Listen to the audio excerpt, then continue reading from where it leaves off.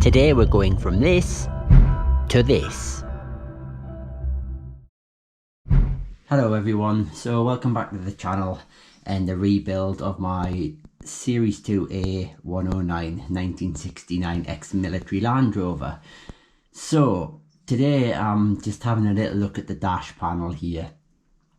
I'm indoors, I'm at the kitchen table because we've just gone back to winter after hoping the weather had improved last week. It's now snowing outside, so I can't do any work on the Land Rover outside. And if you've watched my videos in the past, you know that I'm working outside and I don't have a garage to work in. So anyway, I thought I'd have a little look at this, and this is what I've got. As you can see, it's got the usual rust around the rings here. The clocks inside don't look too bad. It does have the reset button for the smaller mileage, and it's got obviously a larger mileage there. On this side, don't know if you can see that, we've got water temperature, fuel and an oil temperature. Now these were mechanical gauges, so I have not got the parts to do that. So what I've decided to do was, because I'm upgrading the wiring harness to a more modern Civvy spec wiring harness, I've got one of these, which you'll find in the Civvy spec vehicles. And if you can see that, it's got a charge light at the bottom there. I have bought these new rings, and that's what's going on, so the chrome rings. Unfortunately, this dial's a bit rusted inside, but it's not too bad. I mean, at a later date I might improve that, get a new one, but that'll do for now. So I'm replacing that with that. So what I'm going to do first, I'll quickly show you the back of this. Not much going on.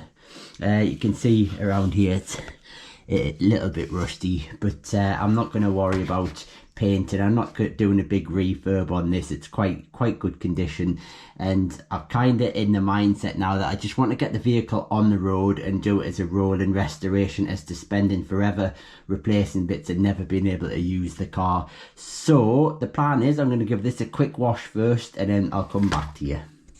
So there you go, I've given that a little bit of a clean. Some of you might have noticed that there's a lot of extra holes in this from a civilian dash. Obviously with it being a military one, they would have had extra things in there, but generally I think you have a key start here, and these two holes would generally be side by side on the civilian. So I'm not going to worry about that. Whatever goes there and there on the civilian, I'll just make it go there and there. My key start should go there. And I've got a few extra holes for chokes and light switches, panel switches, wiper switches, stuff like that. But this panel itself is in really good condition, so I don't need to do anything to that. So I'm going to start by taking out these instruments. Right, so it looks like it's a fairly simple procedure. It's just unscrewing these to take the tension off the back of the dial. Yep, you can see that's coming loose. Dead easy. Does that just go through the middle? Not really sure how it comes off. Right, I presume you have to take that all the way up so that can spin around away from the edge there, like.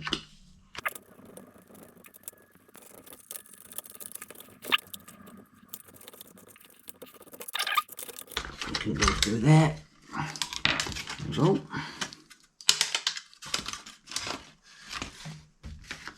And just replace these back onto here so I don't lose them.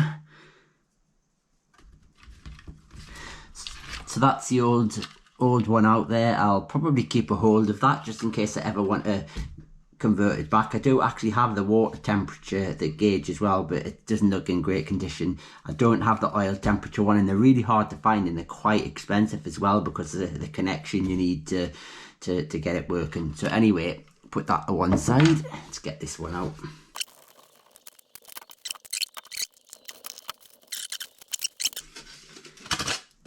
That's it out.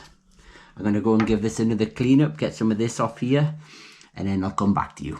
So all I'm doing is removing this ring and replacing the seals. I'm not even going to bother cleaning all this up at the moment. It's all stuff that can be done at a later date. It's not going to affect the running of the car. So to get this off, what we need to do is get all this old seal out first. You can see it's all perished and doing nothing really. These are the little tabs you have to bend over so that you can get it out. Or not really, you can twist it out as well.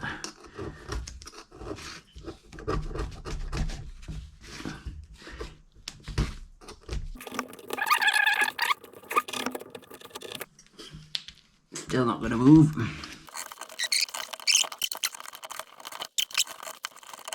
Right, I've managed to get it all out and it's come off. It wouldn't twist, but unfortunately during that process I seem to have cracked the glass. At least I think I cracked the glass.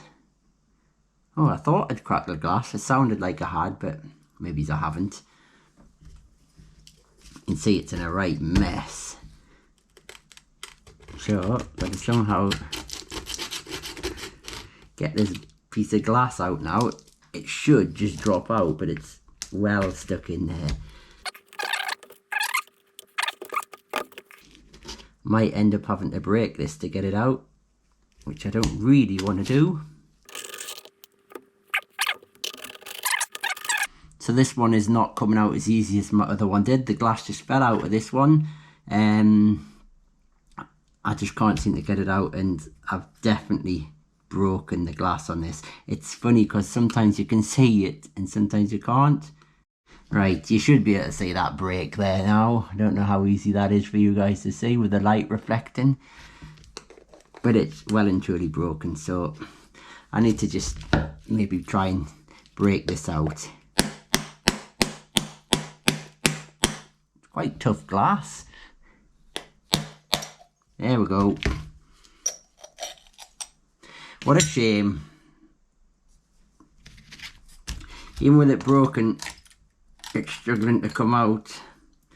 But there we go, we've got some replacements, and it's dead easy to get replacements, so it's not too big a thing. Alright, so I've given that a bit of a clean and gently cleaned on the inside of that. I don't want to take this apart because I just don't really need to at this moment. So the next job is to put the new seals in and the new glass. Thankfully I do have the new glass. So I found these new chrome rings come with the tabs, and they're not bent. These tabs need to be bent down, so when they go in like that, you twist it round and it doesn't come out. I found it quite difficult to bend them down when it's on, so what I've done is just bent them before I put them on. So I just take my pliers and just bend it down so that it's like that.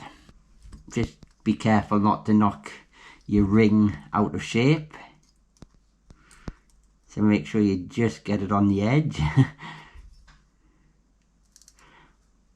I have no idea if this is the correct way to do it or not. I'm not a qualified mechanic, it's just the way I'm doing it. This isn't a how-to video, it's just me doing it video. Use these ideas if you like, or do it your own way. Completely up to you. There we go. So now we take the dial. You want the round seal just drops in there like that, and then you want your nice new piece of glass. Make sure that sits in there nicely, and just place your glass on. And try not to get any fingerprints on the inside. Doesn't matter if they're on the outside because you can always clean that, but it's the inside you need to make sure it's right. And then take your chrome plate. Doesn't really matter which way it goes on. In between the little catches so that you can, I don't know if you can see that or not, but you need to get it like that, and then once you do get it in place, you should be able to squeeze it down and twist it. Alright, after a lot of fiddling with that, I finally getting it on. It did not go on as easy as the last one. I think the glass was just slightly oversized, so it was really hard to compress it down. It wasn't compressing onto the rubber so much, it was touching the metal, so I had to be really careful and bend the lips up a little bit more to get it in. But anyway, it's in, looks nice. Happy with that. Let's put it back into the dash. Right, so the dash is all nice and dried. I forgot to mention as well, you did get another seal which is goes over the end of here, so when you squeeze that down it's not squeezing onto bare metal. So let's have a look. Speedo through there like so. Let's turn it over.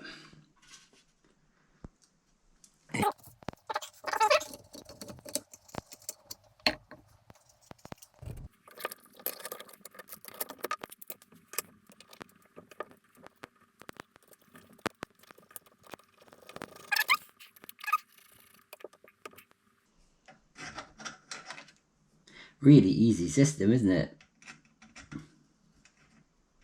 Cleverly designed back then. So there we go, that's looking a lot better already.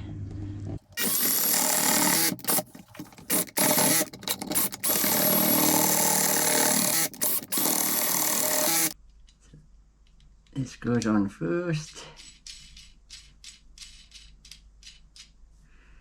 And a little washer.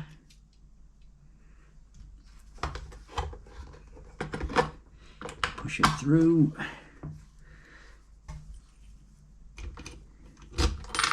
Key in there. Keep that nice and straight, and then tighten the nut on the back. There we go.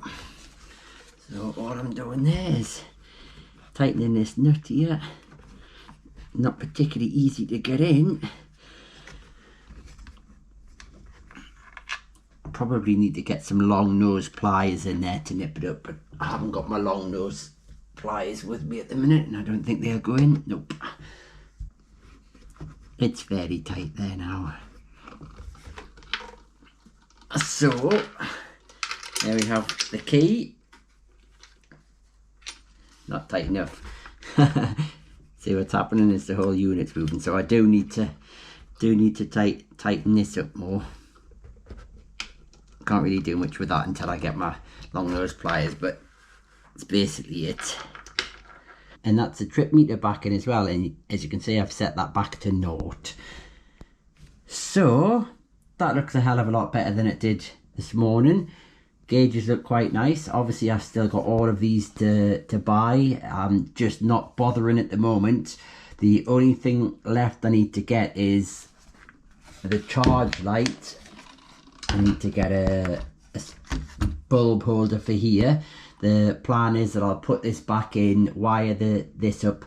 I'm going to create my own harness, which is solely going to be for starting the car and for charging the battery as well. So no other electrics are going to be involved. So all I need to start the car is to wire this up, and I need a charge light in here for the alternator to connect to, otherwise the alternator won't know to charge the battery.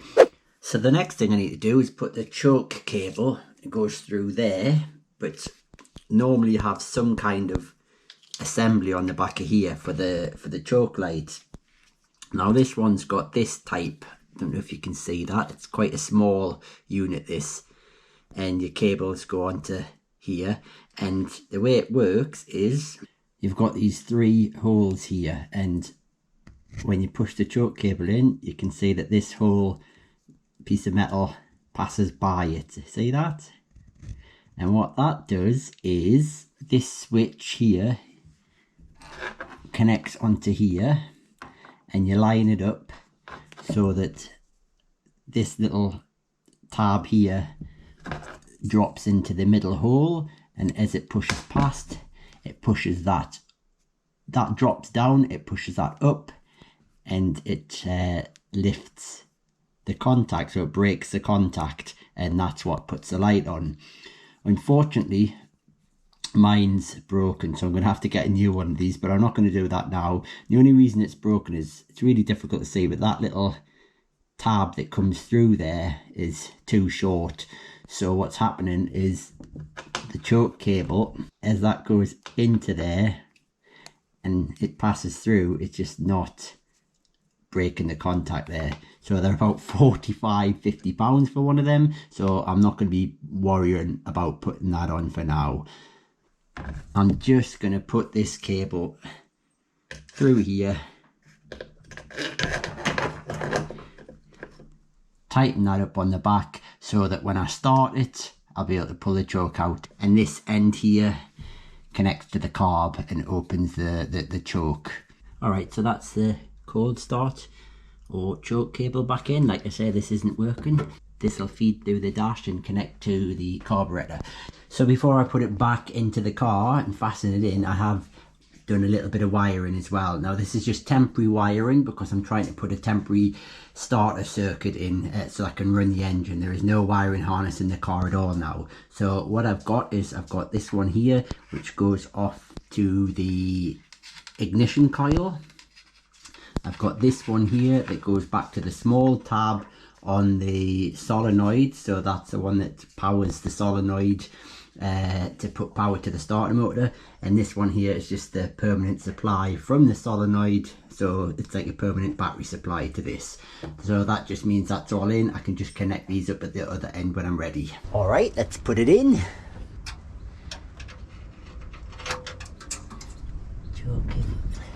So that's all the wires back in.